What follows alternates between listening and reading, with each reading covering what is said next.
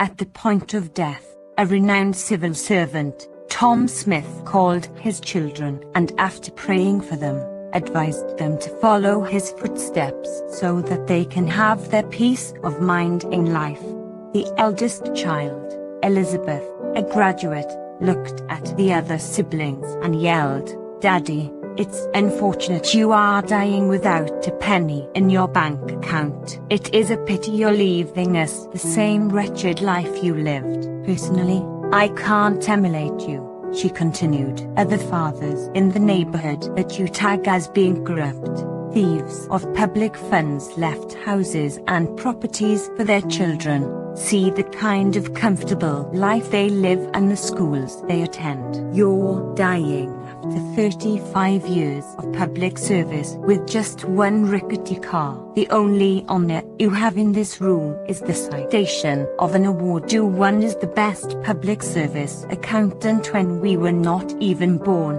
Even this house we live in is a rented apartment. Sorry, I can't emulate you. You're dying of a common disease and we can't even fly you outside the country like the others do. How can we cater for our mum and the little ones by living like you did in this part of the world? How?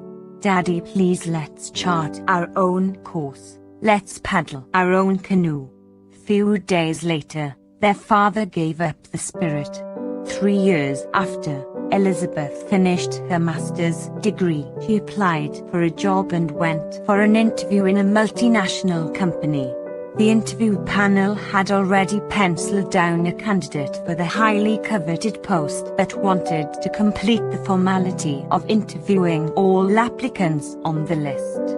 As soon as Elizabeth sat before the interview panel, the chairman of the committee looked through her CV, nodded and asked, "Hi, Miss Smith, tell us a bit about yourself." And Elizabeth replied, "I am Elizabeth Smith. My dad, the late Tom Smith, was the regional head accountant of the National Insurance, and also served as administrator of public health for many years." But the chairman cuts in, "Oh my God, you are the daughter of Mr. Tom Smith. I can't believe it." He turned to other members and said the Smith man was the one that signed my membership form into the Institute of Chartered Administrators when he served in our district in the north, and his recommendation earned me where I am today. It was really difficult getting a man in such high office to do that during those years.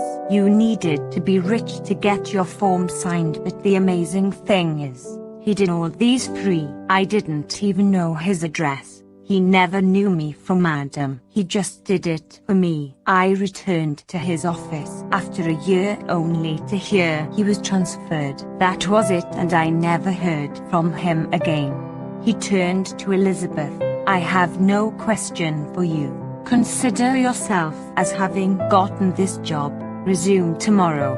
Your letter will be waiting for you." For how your dad remained honest and served everyone with diligence, I trust you'll follow his path in this job.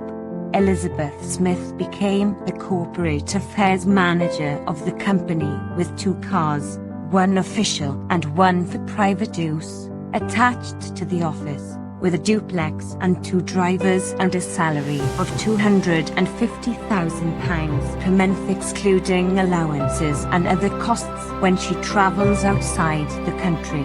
After 2 years of working in the company, the group managing director of the company came from America to announce his intention to resign and needed replacement. A personality with high integrity was sought after. Again, the company's consultant nominated Elizabeth Smith. In an interview, she was asked the secret of her success and the sudden skyrocketing profile, and in tears, she replied, "My daddy paved these ways for me.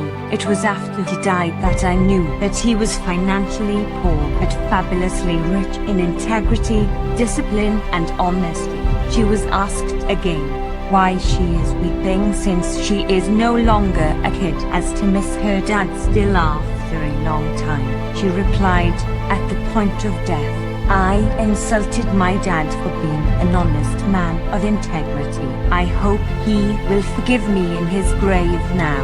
I didn't work for all these, he did it for me to just walk in. So finally she was asked, will you follow your father's footsteps as he requested? And her simple answer was, I have already been doing that.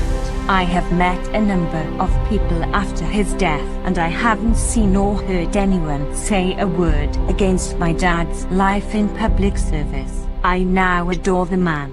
I have a big picture of him in my living room and my office. He deserves whatever I have after God. Are you like Tom Smith? It pays to build a name.